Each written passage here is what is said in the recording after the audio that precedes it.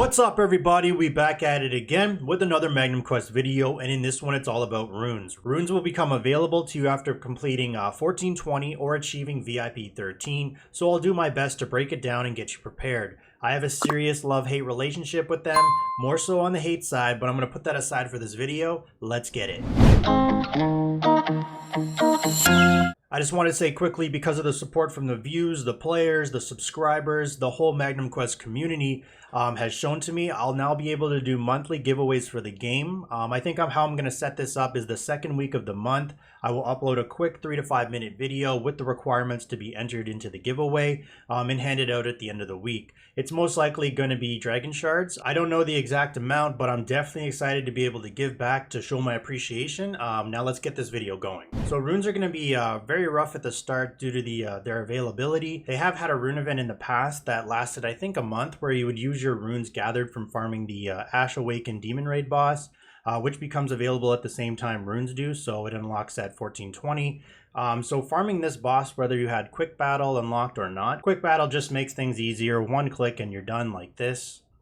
And you can exchange those runes for specific rune types plus stats, but this hasn't happened in a while. You may also see these in ongoing events such as the current one, the Lucky Dice event, as seen here for exchange. So what are runes? Well, runes are used to fill this slot on your heroes. Please don't laugh at my runes when you see them. They're all very bad except maybe one or two, and I just can't with my rune luck right now.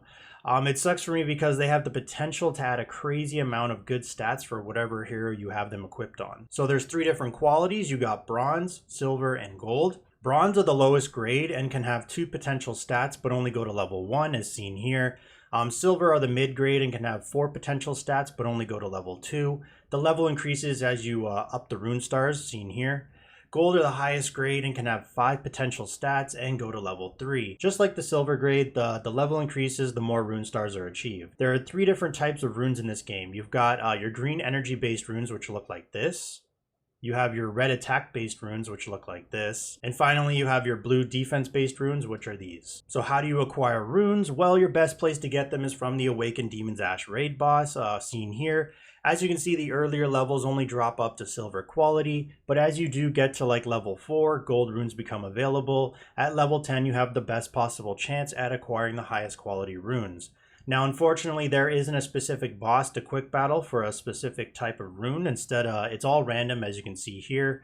As with the other bosses at level 10, whether you're quick battling for 5-star gear or gold runes, the chances are pretty low from my experience. Lately, I've just been using all my time crystal chances, which are the required cost to use quick battle, that accumulate for free over time, about I think it's every 20 minutes, which are at the top. So I've been using them on the Ash Demon boss because my runes are just absolute garbage and they really need upgrades. Another way you can get them is through certain events for exchange, such as with the ongoing Lucky event, as I've already showed at the beginning. And finally, the last way is from the general shop. If you scroll down, you'll see the runes for that. They show up right here. I personally don't buy them because, well, as you can tell, my luck, like I've said, is really bad, and I'd rather use that gold on barrel or hunt tokens. I also think they show up for real money offers. Don't quote me on that. I'm not exactly sure, but I do believe I've seen them. I wish the guild shop had a chance for these rather than adding those gold artisan coins for gear enhancing. That would be really neat. So choosing what runes for what heroes. My general way of thinking is this. Tank heroes work well with the blue defense one, which is this.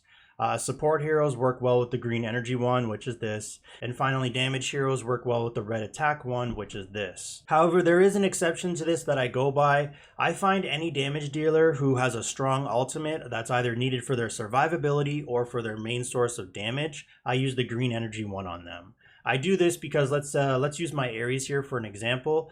As you can see at level 3, the energy gain per second increases to 20 points, so they're able to reach their ultimate faster. Another specific example of this is Durla. This rune, yeah, anyways, these stats just whatever. Just like Ares, she isn't a support, but she really benefits from her ultimate, so the added energy points per second helps with this. Just a side note here, damage dealers who I primarily use on bosses are 99% of the time going to synergize really well with the red rune.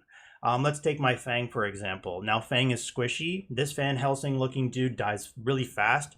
Why wouldn't you want to put the green energy rune on him to reach his ultimate faster? That gives him a shield based off the damage done for survivability. Well, My reasoning for this is because I primarily use him on bosses. He's going to have enough support to stay alive from the usual boss formations I run with, and would benefit far more from this rune.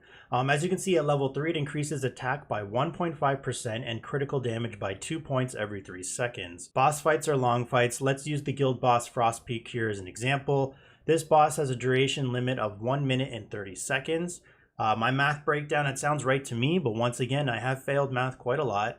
1 minute and 30 seconds is a total of 90 seconds. So 90 divided by 3, that's 30. So since he's able to survive the whole fight, at the end, he would have accumulated a total of 30 times 1.5, which equals 45% extra attack damage. And 2 times 30, which equals 60 critical damage points, which is, I think this is huge in my opinion. Actually, looking at this rune, it isn't bad. Honestly, I think this is my only good rune, sadly. The good thing about runes is you can simply just click a different hero and hit change to swap runes if you're maybe using that hero for a different purpose, such as boss fights like I just said, compared to campaign. So I'm going to put up an image here that I made to easier visualize to understand what I'm saying. So the heroes that I feel could benefit from various runes, I just put the icon above their head. I made a quick legend at the top right, kind of describing how I decided what heroes work with what rune. You can play around with runes. It costs nothing, like I said, to change them between heroes. Let's use Gaia here for an example because I know a lot of players are using her right now. I place Gaia in the green support rune category because her ultimate is what makes her go berserk mode. It adds attack plus haste buff. So the added energy helps reach that faster. If you, let's say, are pairing her up with Phi, who gives haste at the beginning, it might be more beneficial here to use the red attack rune instead. It was really hard for me to zone in on what exactly works best because this game has a lot to do with hero synergy. Based off what heroes you have to work with can change the rune priority. I just wanted to make a general rune list off what I go by. Additional credits at the top, just like the tier list. There will be a download link in the video description if you're interested in this. So how does the enhancement process work? When you click on a rune, it has 3 options. You got equip, decompose, and enhance. Decompose means you're going to break it down for that said quality rune stones. The amount depends on the level of enhancement. These rune stones are then used for the enhancement process, and as you enhance, the more costly it becomes. If you look at the top here, you're going to see there are Bronze Breath of the Mortal, which are used for enhancing bronze runes. There are Breath of the Spirits, which are used for enhancing silver runes. And then finally, their Breath of the God, which are used for enhancing gold runes. So an example, let's do a silver quality rune. So let's use this red attack rune since it has critical damage. So I can show you the enhancement process. So it's going to take 2 Breath of the Spirits to enhance to the next star. All right, well, there's my luck. This rune is a bust.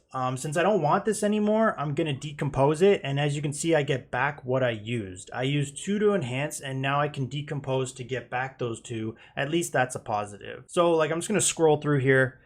So these runes are all really bad. I'm not really sure why I still have these. But this time I'm just going to go through the whole process for the sake of the video. So it costs 2 for 2 stars, 4 for 4 stars, which brings me to level 1 of the rune. And 8 for 4 stars, bringing us to level 2. That's a total of 14 needed silver runestones for enhancement. If I decompose, I will get 12 back, so that's a loss of 2. It's not bad for a risk versus reward type of deal. However, this is way more scarier when you're doing these with gold runes. So a quick note here is there's no way to lock in specific stats or reroll a stat. So whatever you end up getting during the enhancement process is final. That is why it's very, very hard right now to get nice rolled runes, especially on the gold ones, due to having 5 potential stat spots. As you can see here, 5 is needed for max, while silver 4 is needed for max. So the ideal stats to aim for damage dealers, regardless of the rune you choose, you're definitely going to want to hope for crit, critical damage, or haste. Super rare. I've never seen this stat roll once yet, but I have seen players post in the Discord screenshots of this. Critical resistance, minus damage taken, minus physical or magical damage taken, and then dodge. So basically all the defensive options aren't really what I'm looking for, as I like to go all out glass cannon style. However, if one of those did roll, depending on if the hero was backline DPS, I would probably want the minus magical damage taken, because for the most part, that's what you're going to be getting hit with. Or if frontline DPS, I would probably want the minus physical damage taken. Hit, however, I would be okay with as a secondary option before those. I suppose I can show you some of my damage dealer runes here, and we can just all laugh together. Unfortunately, this red rune on my Sir started off fine, the first 3 stat rolls, and then it just took a turn down the wrong path. I think if you can get at least 3 of the stats I mentioned out of the 5 on a gold, I'd call it a win, due to the resource cost increase as you try to max enhance. For me, I try mostly on silver runes just because I have so much silver rune stones for enhancing. I don't feel so bad as if I get 2 good rolls and then the 3rd bad and I just decompose it. For support heroes, regardless of the rune you choose, you're going to want minus damage taken or either minus physical or magical damage taken. Depending on what hero you're working with, hit will be a solid secondary option, such as with Naomi's alt Dragonfall. It's important you're able to land that, otherwise she's just not doing the job I need her for, which is to disperse enemy buffs. Dodge is also a decent stat. Crit resistance and then damage stats aren't really what I'm looking for here. I'll show you what I mean here with some of my support hero runes. So as you can see on my Ion, it started with damage, which I was hoping to stay on the path for and slap this rune on one of my damage dealers, but it went down the defensive path. I really didn't want critical resistance as my last stat, but it is what it is. Oshishi, on the other hand, just rocked out all on minus physical damage and minus magical damage taken. For tank heroes, regardless of the rune you choose, you're going to want pretty much the same thing as support, being minus damage taken or either minus physical or magical damage taken. Depending on what hero you're working with, hit could be a solid option here, such as with Alden for his freeze effect, or some damage will be solid secondary options. So my final thoughts: runes are going to take time. There's just too many variables, meaning available potential stats to get when enhancing, so don't get discouraged when you roll stats you don't want. It's going to happen 100%. I've dealt with this many times, and as you saw, I really only have like 1 decent gold rune. Most of my better runes are from the silver quality, just because it's easier to obtain those so I can decompose my unwanted ones and get the resources needed for enhancement. The main reason I'll take an inferior gold rune over a silver is if I think it has potential to be better or about the same, so that I can fully enhance and get the level 3 bonus. A good rune can easily boost the crap out of your hero you equip it on. Hopefully they will bring back the event I mentioned at the beginning regarding the added shop to exchange runes for specific ones. Otherwise, you're going to have to pray to the RNG gods you get the rolls you want after farming the Ash Awakened Demon boss. As always, thanks for watching. Leave a like if you enjoyed the video, subscribe for future videos, and stay tuned for the next one.